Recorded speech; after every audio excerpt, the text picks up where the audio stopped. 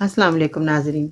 आज की इस वीडियो में जिन लोगों को गले की ख़राबी है, बहुत ज़्यादा गले का मसला आ रहा है, गले में दर्द हो रहा है, गले में इन्फेक्शन हो चुका है, वर्म है, सूजन है और बहुत ज़्यादा खाना-पीना आपको मुश्किल हो रहा है, तो ऐसी सूरत में आपने मेरे इस नुस्खे को इस्तेमाल करना है जो मैं आज आपको बताऊँगी। मेरी वीडियो को अंत तक देखें, सुनें और इस नुस्खे को बनाकर इस्तेमाल करें। अल्लाह ने चाहा तो आपको ज़रूर फ़ायदा होगा। आपने क्या करना है, कश्ते शीरी लेकर आनी है और कश्ते शीरी पंसार की दुकान से आपको मिल जाएगी। इसका आपने पाउडर बनाना है। पाउडर आपने इतना बनाना है कि ये फ़ाइन हो जाए, बिल्कुल पाउडर अच्छे तरीके से इसका पाउडर बनाएं। किसी कपड़े की मदद से इसको छान लें। छन्नी में फिर भी मोटा मोटा रह जाएगा, कपड़े की मदद से मलमल के किसी कपड़े में आप छानेंगे तो आपके पास बिल्कुल अच्छा पाउडर फ़ाइन आएगा। ये पाउडर आपने संभाल कर रखना है और इसको आपने खुश्क जार में रखना है।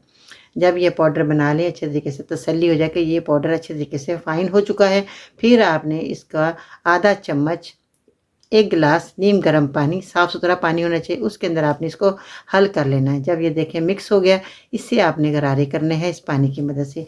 तो आप जब गरारे करेंगे तो आपका गले के अंदर नरमाई आ जाएगी, आपके गले में इन्फेक्शन है वो ख़त्म हो जाएगा, आपके गले में दर्द ख़त्म हो जाएगा, आप अच्छे से खा पी सकेंगे। आपने ये गरारे 2 टाइम करने हैं, सुबह और शाम को 4-5 बजे। अगर नहीं आपको टाइम 4-5 बजे तो आप रात को सोते वक़्त खाना खाने के बाद लाज़मी इस नुस्खे को इस्तेमाल कीजिएगा, ताकि सारी रात आपको सुकून रहेगा, आपके गले में दर्द ख़त्म हो जाएगा। सुबह आप उठेंगे तो आपके गले में अगर खिंचाव भी है, बहुत ज़्यादा थूक निकलना मुश्किल हो रहा है, तो वो ख़त्म हो जाएगा। आप ये मेरा नुस्खा बनाएँ, इस्तेमाल करें, आपको फ़ायदा हो जाए तो मेरी वीडियो दूसरे लोगों को ज़रूर शेयर करें, ताकि वो भी लोग इस नुस्खे से फ़ायदा हासिल करके अपनी परेशानी को दूर कर सकें और आप लोगों के लिए दुआगो हो जाएँ।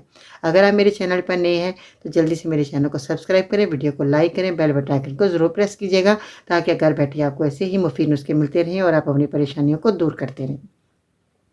आज के खूबसूरत अल्फाज। हजूम के साथ गलत राह पर चलने से बेहतर है कि आप तन्हा राह हदायत पर चल पड़ें। आज के लिए इतना ही। इंशाअल्लाह ताला फिर मिलते हैं नई वीडियो में, तब तक के लिए अल्लाह निगहबान।